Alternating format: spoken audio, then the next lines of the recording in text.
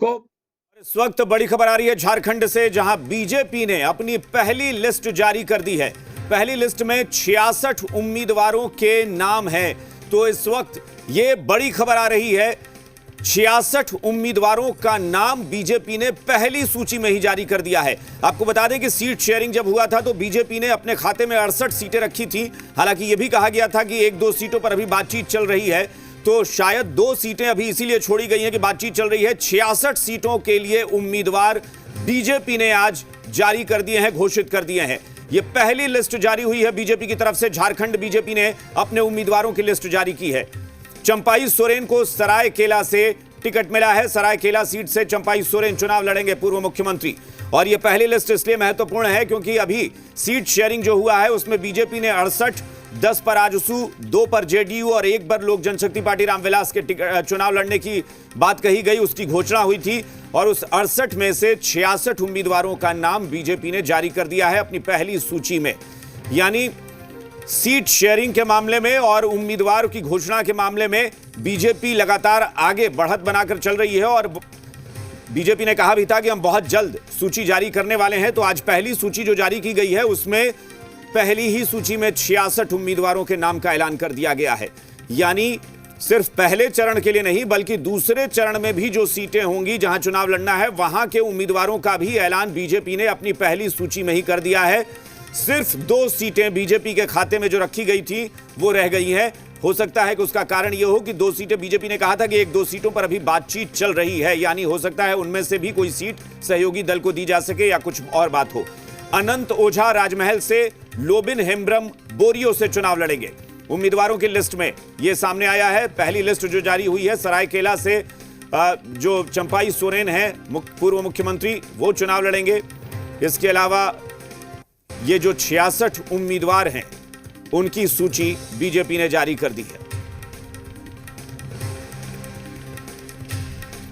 तो 66 उम्मीदवारों का नाम पहली लिस्ट में बीजेपी ने जारी कर दिया है। और यह पहली पार्टी जिसने अपने उम्मीदवारों का नाम झारखंड विधानसभा चुनाव के लिए घोषित कर दिया। धनवार से बाबूलाल मरांडी प्रदेश अध्यक्ष हैं बीजेपी के, पूर्व मुख्यमंत्री हैं, वो धनवार से चुनाव लड़ेंगे। राजमहल से अनंत ओझा, बोरियो से लोबिन हेम्ब्रम, जामताड़ा से सीता सोरेन और दुमका से सुनील सोरेन चुनाव लड़ेंगे।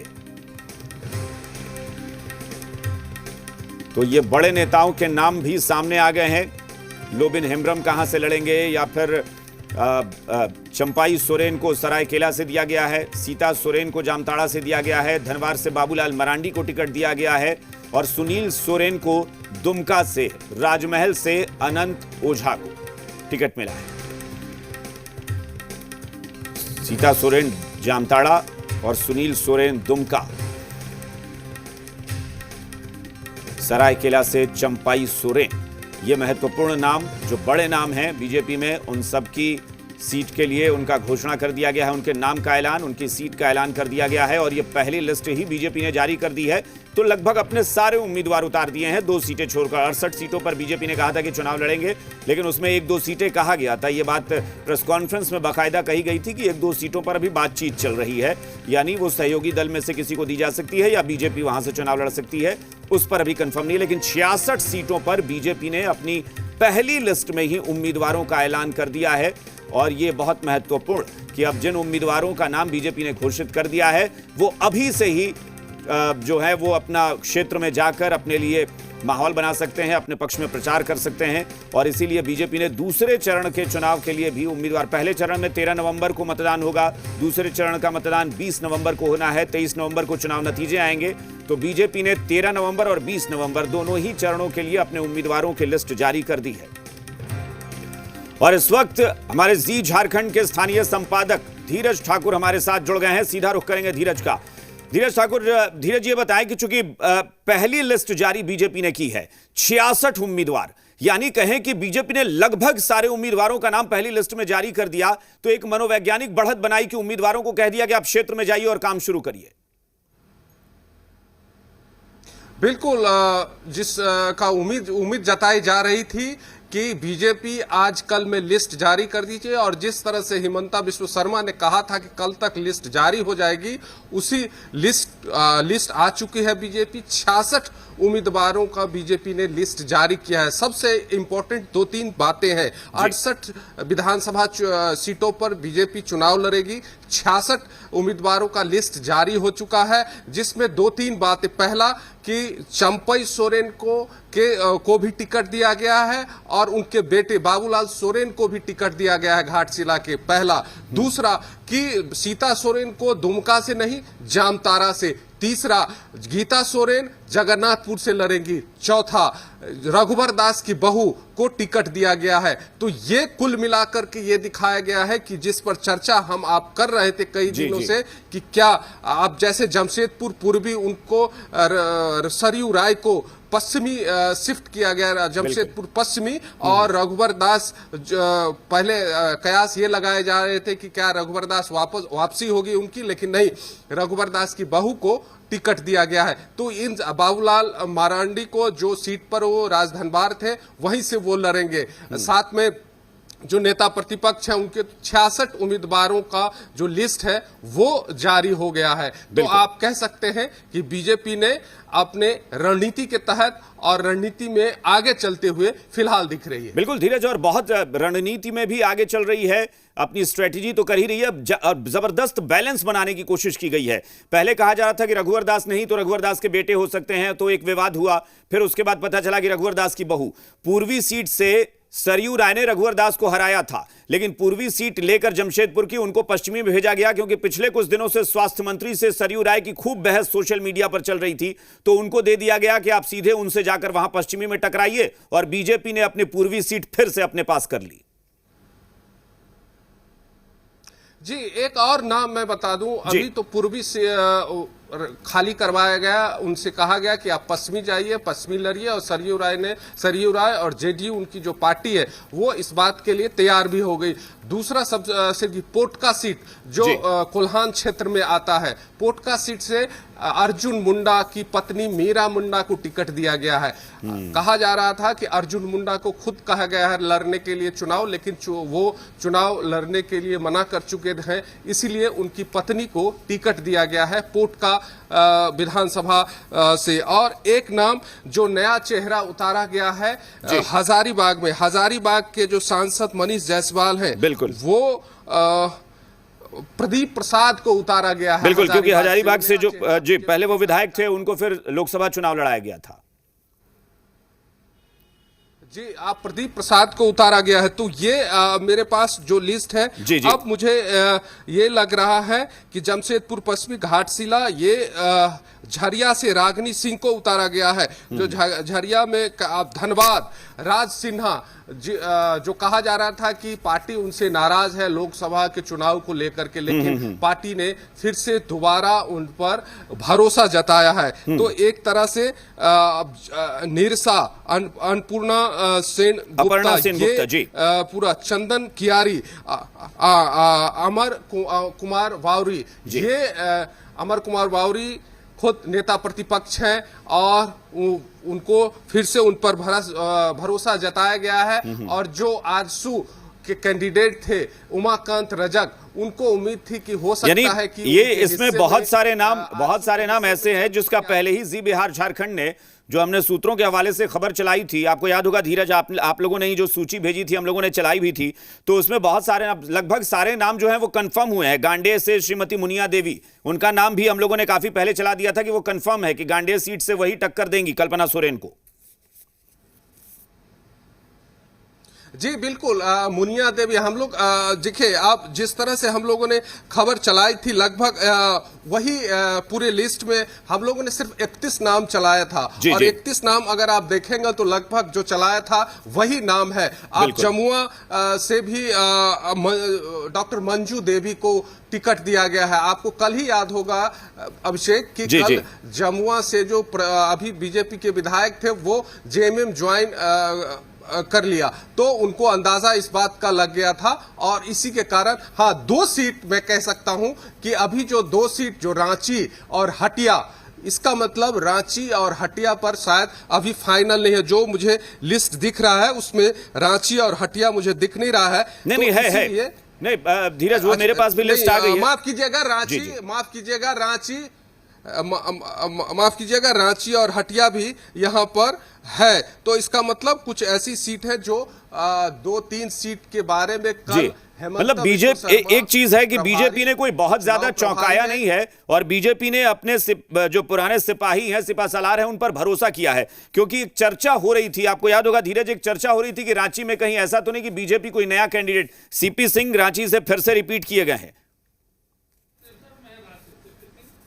देखिए, मेरे पास जो सूत्रों से खबर है उसके मुताबिक कल ही ये लिस्ट आने वाली थी, लेकिन इन दोनों सीटों को लेकर के ये चल रहा था कि हो सकता है कि कहीं कोई क्या नया चेहरा दिया जा सकता है। लेकिन आखिरकार पूरा मंथन करने के बाद पार्टी ने निर्णय लिया कि जो अभी मौजूदा विधायक हैं उन्हीं पर, सीपी सिंह और नवीन जायसवाल, उन्हीं पर भरोसा जताया जाए और उन्हीं पर भरोसा फिर से पार्टी दिखाई है। तो एक उन लोगों की भी जो एक लग रहा था इसका कारण ये हो सकता है कि चूंकि इस बार का चुनाव बार बार आप देखिए कि लगातार एनडीए के जितने भी घटक दल हों, आजसू हो या फिर बीजेपी के लोग हों, ये सब कह रहे हैं बार बार कि हमें इस बार कैसे भी करके झारखंड मुक्ति मोर्चा को, वर्तमान सरकार को उखाड़ फेंकना है। तो ये लोग अपने जो जमे जमाए सिपाही हैं उनको नाराज नहीं करना चाहते, इसीलिए उन सारे विधायकों पर भरोसा जताया गया है कि नहीं।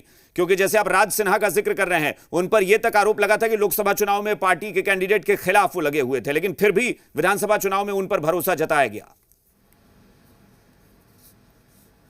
जी बिल्कुल, पार्टी ने एक भरोसा जताया है, एक कॉम्बिनेशन भी देखा है, जो एक कास्ट कॉम्बिनेशन होता है उसको देखते हुए भी पार्टी ने ये निर्णय लिया है। आप देखेंगे तो एक दो कुछ चेहरे ऐसे भी हैं जो नए भी हैं और साथ में कुछ चौंकाने वाला, जैसे सीता सोरेन की सीट जो है वो बदला गया है, वो जामतारा दिया गया है। अब समझ सकते हैं कि पार्टी जो है किस रणनीति के तहत ये पूरा काम कर रही है। तो पूरा लिस्ट इस बार 66 उम्मीदवारों का जो लिस्ट है वो बीजेपी ने जारी कर दिया है और जो मुझे खबरें आ रही हैं कि कुछ ही देर में, देर रात तक या कल सुबह तक आजसू जो है वो 10 सीटों पर भी उम्मीदवारों का नाम जारी कर देगा। एक बार चूंकि चर्चा हो रही थी, वो भी मैं चाहता हूं कि इस पर अगर आपको कोई जानकारी हो, क्योंकि चर्चा ये हुई थी कि अगर सीता सोरेन लोकसभा जब चुनाव लड़ रही थी तब कहा गया था कि अगर वो लोकसभा चुनाव जीत जाती हैं तो विधानसभा चुनाव में उनकी बेटी को टिकट मिल सकता है। क्या उस पर भी चर्चा हुई थी क्या इस दौरान विधानसभा चुनाव के लिए?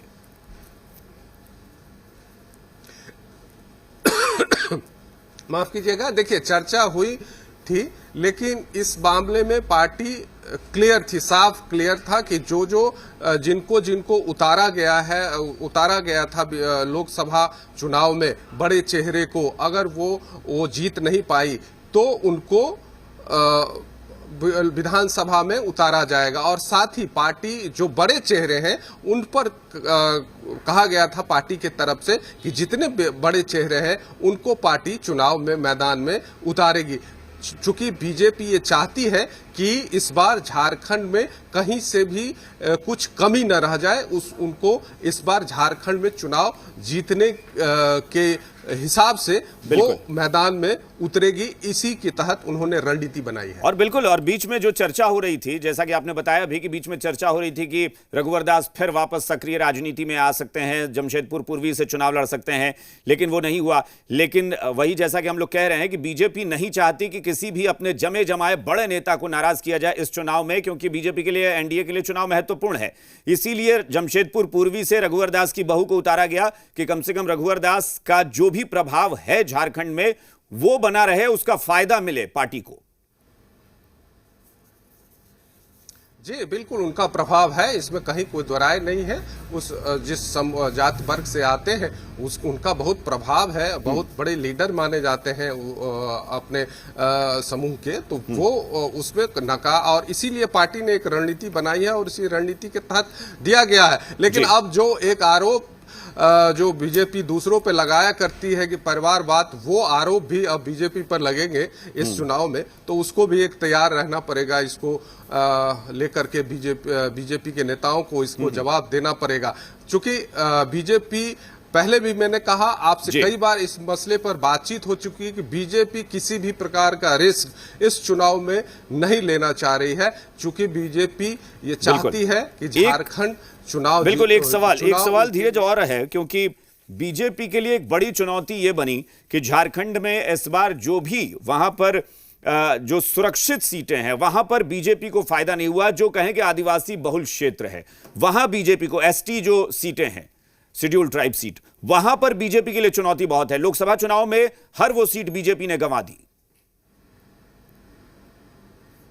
जी, आपको मैं ये बताऊं अब से कि ये चुनौती लोकसभा विधानसभा में तो दिखी, लोकसभा में भी दिखा है कि तीनों का तीनों सीट, तीन जो लोकसभा सीट है वो जेएमएम के खाते में है। 28 सीट है, जो 2019 में सिर्फ 2 सीट मिले थे बीजेपी को। तो अभी भी चुनौती है बीजेपी के लिए वो 28 सीट। ऐसा नहीं है, मैं जब भी कोई नेता से बात करता हूं और ऑफ द रिकॉर्ड जब बातचीत होती है, चाहे बीजेपी के नेता हों चाहे उनके एलाइज हों, उनसे जब बात होती है तो मेरा प्रश्न होता है कि क्या आप उसके लिए क्या रणनीति है। तो कोल्हान में आपने देखा कि एक रणनीति बनाई बीजेपी ने चंपई सोरेन को ला करके। साथ में आप जब संथाल के लिए, संथाल में भी चंपई सोरेन को लगाया गया है, वो छोटी छोटी मीटिंगें कर रहे हैं। साथ में घुसपैठ का जो मुद्दा है उसको एक रणनीति के तहत बीजेपी आगे कर रही है। तो ये सब रणनीति, लेकिन अब देखना होगा, चुनाव है, जनता किस तरफ जाती है, जनता ही सब कुछ तय करती है इस लोकतंत्र में। तो जनता को देखना होगा कि वो बीजेपी की राजनीति का साथ देती है या फिर जो विपक्ष का रणनीति है उसका साथ देती है। बिल्कुल धीरज जी, मैं राजेश बोल रहा हूं। जाहिर सी बात है कि बहुत बड़ी खबर इस वक्त झारखंड के सियासी हलके से, क्योंकि ये तो लग रहा था कि बीजेपी लिस्ट जारी करेगी, लेकिन सारी सीटों पर, करीब करीब सभी सीटों पर उम्मीदवार दे दिए हैं वो इतने पहले। एक कहीं ना कहीं बड़ा यहां पर इंडिया गठबंधन से बड़ी बढ़त, खासकर पहले सीट बंटवारे को लेकर और उसके बाद नाम की घोषणा को लेकर, क्योंकि चुनाव अब 13 नवंबर और 20 नवंबर को चुनाव हैं, तो जाहिर सी बात है कि वक्त नहीं है। और इसको देखते हुए सारी सीटों पर ये सीता सोरेन का नाम आ रहा है, उनकी सीट बदल दी गई है। वो जामताड़ा से इरफान अंसारी जहां से चुनाव लड़कर आते हैं, वो वहां से उम्मीदवार बनाए गए हैं। जी बिल्कुल, ये एक चौंकाने वाला फैसला लग रहा है मुझे बीजेपी के लिए कि आखिर उनको जामताड़ा से क्यों लड़वाया जा रहा है। पार्टी ने कुछ जरूर रणनीति, कुछ सोच करके ये फैसला लिया होगा कि आखिर उनको क्यों जामताड़ा शिफ्ट किया गया है और वो क्यों तैयार हुई है। वो भी कुछ सोच समझ करके ही तैयार हुई होंगी कि उनको जामताड़ा से चुनाव लड़ना है। दूसरा, जगन्नाथपुर से गीता कोरा, उनको भी टिकट जो है वो दिया गया है। तो ये सारे नाम लगभग पता सबको थी कि इसी यही नाम आ रहा है। हम लोगों ने भी एक लिस्ट भी चलाया था कि क्या यही नाम है, और लगभग आप जब 30-31 नाम को देखेंगे तो लगभग वही नाम दिखेंगे। अब बीजेपी के साथ चुनौती है कि इस अभी तो आगे है बीजेपी अपना गठबंधन का सीट बंटवारे को लेकर के अनाउंसमेंट में, और साथ में सीट उम्मीदवारों के घोषणा में बीजेपी थोड़ी सी आगे दिख रही है। लेकिन क्या ये आगे चुनाव में भी वो जब वोट डालते हैं उसमें भी आगे रहेगी, इस पर अभी देखना होगा किस तरह से रणनीति अपनाती है। और दूसरी बात, इसलिए इस बार जल्दी किया गया या 66 उम्मीदवारों का नाम एक ही साथ जारी कर दिया गया, चूंकि अब वक्त नहीं है। अब 25 तारीख तक फर्स्ट फेज का नॉमिनेशन है, 28 तारीख तक दूसरे का है, फिर दिवाली आ जाती है, लोग छुट्टी के मूड में चले जाते हैं, फिर कुछ पर्व त्योहार 1-2 दिन के बाद फिर छठ शुरू हो जाता है, दिवाली के 3 दिन के बाद छठ शुरू हो जाता है, उसके में लोग लग जाते हैं। और जैसे ही छठ खत्म होगा उसके 3 या 4 दिन के बाद फिर आपको